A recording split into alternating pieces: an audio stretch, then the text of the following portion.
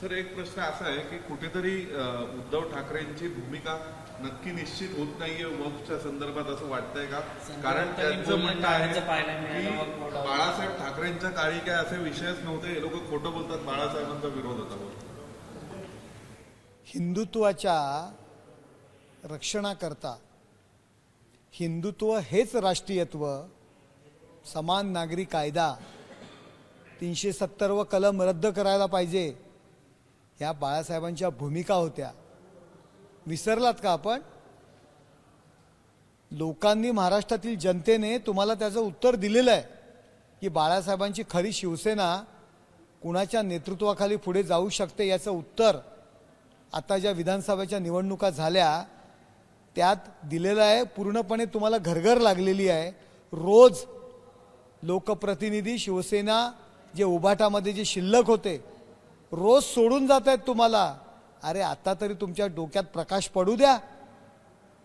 ही बाळासाहेबांची शिवसेना म्हणून बाळासाहेबांचा फोटो लावता ना, तुम्हाला अधिकार नाही हो.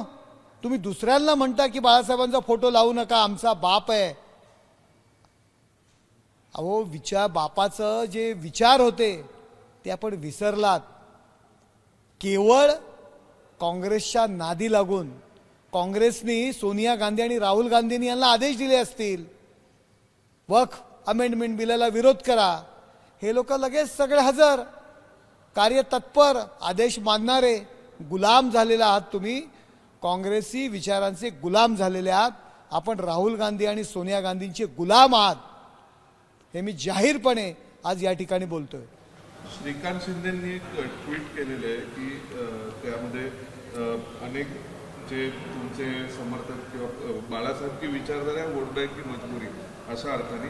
तर या अनुषंगाने काय सांगाल? तुमची भूमिका? आमचे नेते श्रीकांतजी शिंदे यांनी काल एक्स पोस्ट करून वक्फ अमेंडमेंट बिलाला, सुधारणा विधेयकाला आमच्या पक्षाचा पाठिंबा आहे हे जाहीर केलेलं आहे. आणि उभाटाची भूमिका त्यांनी समोर आणलेली आहे की बाळासाहेबांचे विचार आपण सोडलेले आहात. केवळ सोनिया गांधी आणि राहुल गांधींची गुलामगिरी तुम्ही करताय आणि त्यांच्या होमध्ये तुम्ही आपला स्वर जो जुळवताय ते लोकांसमोर त्यांनी जाहीर केलेलं आहे. श्रीकांत शिंदे यांनी आमच्या पक्षाची भूमिका, वक्फ सुधारणा विधेयकाला आमचा पाठिंबा आहे, हे बिल कधीही संसदेत येऊ द्या, आम्ही त्यास पाठिंबा देणार, ही आमची भूमिका त्या एक्स पोस्टद्वारे जाहीर केलेली आहे. सर, डिलिमिटेशनचा मुद्दा परत गाजला आहे, साऊथ वर्सेस नॉर्थ इश्यू. नेमकं तुमचं काय स्थान असेल आणि काय सध्या पार्लमेंटमध्ये? हे बा, एकीकडे संविधान खतरे में है, संविधानाच्या विरोधात सत्ताधारी पक्ष वागत असतं आणि एखाद्या संविधानामध्ये ज्या पद्धतीमध्ये जे कायदे आहेत, जे कानून आहे, जे नियम ठरलेले आहेत, त्याद्वारे आपण जर वागायला लागलो, जे काही संसदेने नियम केलेले आहेत आणि मग त्या नियमांच्या विरुद्ध आंदोलन करायची, विरोध करायचा, ही दुटप्पी भूमिका विरोधकांची आहे. जे नियमाप्रमाणे जे डिलिमिटेशन होणार आहे त्या सर्व डिलिमिटेशनला आमचा पाठिंबा आहे.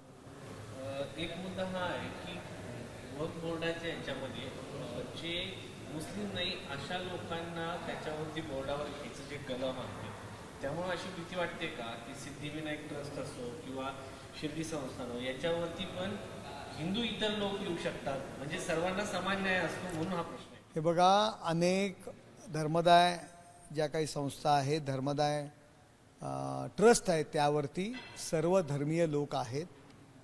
हा विषय मायनॉरिटीजचा आहे. वक्फमध्ये, त्या बिलामध्ये असं काही कुठेही त्या वक्फ कायद्यामध्ये गरीबाला त्या प्रॉपर्टीचा उपयोग व्हायला पाहिजे, परंतु ती प्रॉपर्टी काही मुठभर स्वतःला मुस्लिमांचे नेते म्हणून घेणारे ती प्रॉपर्टी लुबाडतायत. खऱ्या अर्थाने वक्फ सुधारणा बिलाचा उपयोग गरीब मायनॉरिटीज मधल्या जनतेला, गरीब मुसलमानांना होणार आहे. वक्फचा अर्थ काय? वक्फचा अर्थ आपल्याची सगळ्यात प्रिय अशी वस्तू असेल, वास्तू असेल, संपत्ती आहे, ती अल्लाला गरिबांच्या विकासाकरता, समृद्धीकरता दान करायची.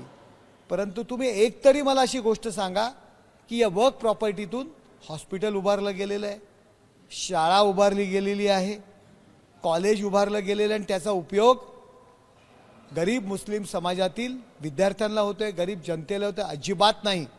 तर वक्फच्या प्रॉपर्ट्या अनेक राज्यांमध्ये काँग्रेसचे जे काही लीडर आहेत आणि मुस्लिम संघटनांचे जे लीडर आहेत, मी नाव नाही घेणार, पण जे काँग्रेसचं नेतृत्व करतायत अशा लोकांनी त्या ठिकाणी लॉजिंग, बोर्डिंग, थिएटर्स काढलेले आहेत आणि त्या प्रॉपर्ट्या हडप केलेल्या आहेत.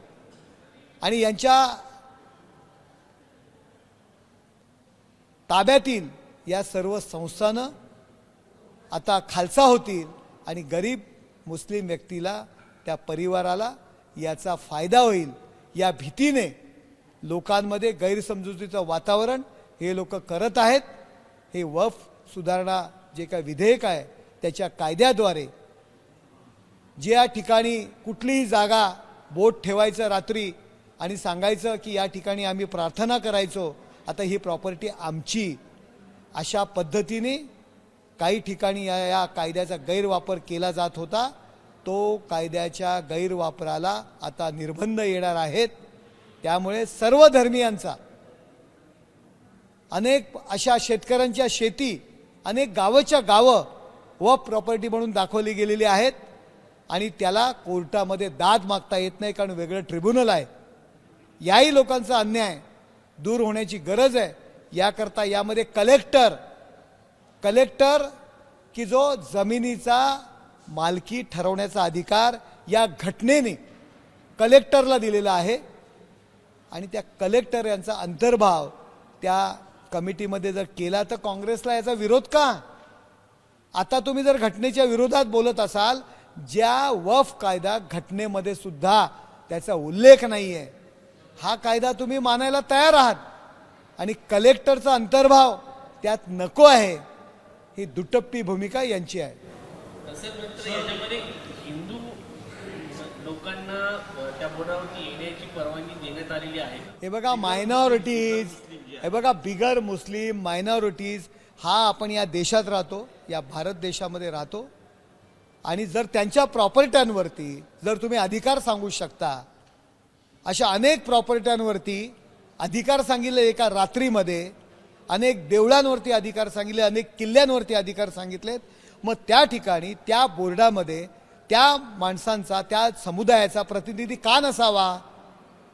असला पाहिजे. त्यांची सुद्धा सर्वसमावेशक त्या ठिकाणी दाद मागण्याकरता, त्यांची बाजू घेण्याकरता हे जे प्रयोजन केलेलं आहे, हे या भारतीय नागरिकत्वाचं जे काही अधिकार आहे ते सांभाळण्याकरता त्यामध्ये या सुधारणा बिलामध्ये त्याचा अंतर्भाव केलेला आहे. एकच प्रश्न याच्यामध्ये, मग तुमच्या जरी हिंदू याच्यावरती समजा जर अशा अनेक संस्था, अनेक धर्मदाय संस्था आणि वक्फ बोर्ड याच्यामध्ये तुम्ही सरमिसळ करू नका. प्रत्येकाची कार्य वेगवेगळी आहेत आणि प्रत्येकाची काही घटना आहे ती वेगवेगळी आहे. वक्फ बोर्ड हे धर्मदाय आयुक्त नाही आहे. धर्मदाय आयुक्ताचे जे नियम आहेत ते त्यांना लागू नाही आहेत, हे वेगळं ट्रिब्युनल आहे. त्यामुळे तुम्ही त्या संस्था, धर्मदाय संस्था आणि वक्फ बोर्ड याची सरमिसळ करू नका. वेगवेगळे विषय आहेत, त्यामुळे इकडे असं मग तिकडे तसं का, हा विषय तसा नाही आहे. वक्फ बोर्ड हे वेगळं ट्रिब्युनल आहे की कोर्टामध्ये सुद्धा एकदा वक्फने एखाद्या जागेवर दावा केला तर तुम्हाला जो घटनेने अधिकार दिलेला आहे, कोर्टाला सुद्धा त्यामध्ये इंटरफेअर करता येत नाही. हा कुठला कायदा आला? हा कायदा आला कुठला? आणि त्याकरता या सुधारणा आपण केलेल्या आहेत. सर, एक वेगळा प्रश्न आहे. जेव्हापासून कांबराचा व्हिडिओ आला त्यानंतर त्याच्या प्रसिद्धीत प्रचंड वाढ झाली मोठी, त्यांना खूप लाभ देखील होतोय. त्याच्यामुळे काय वाटतं की मुद्दाम तो व्हिडिओ आणला गेला का? हे बघा, कांबरा हा भाडेकेतट्टू आहे. दिशा सॅलियन प्रकरण माध्यमांमध्ये जोरजोरात येत होतं आणि त्याच्याकडची दिशा, त्या दिशा सॅलियनच्या प्रकरणावरची फिरवण्याकरता उभाटाने पैसे देऊन कामरासारख्या व्यक्तींना पुढे आणलेला आहे आणि तो त्याचा भाग आहे.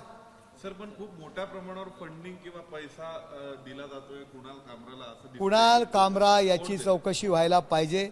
नरेंद्र मोदी साहेब यांच्या विरोधात बोलणं, निर्मला सीतारामन देशाच्या अर्थमंत्री महिला आहेत, त्यांच्या विरुद्ध चुकीच्या पद्धतीने बोलणं, देशातील उद्योगपतींच्या विरोधात बोलणं, त्यामागे फार मोठा डाव आहे आणि कदाचित परदेशी फंडिंग यामागे होत असावं. देश विरोधी शक्ती ज्या आहेत त्यासुद्धा कामराच्या मागे असू शकतात.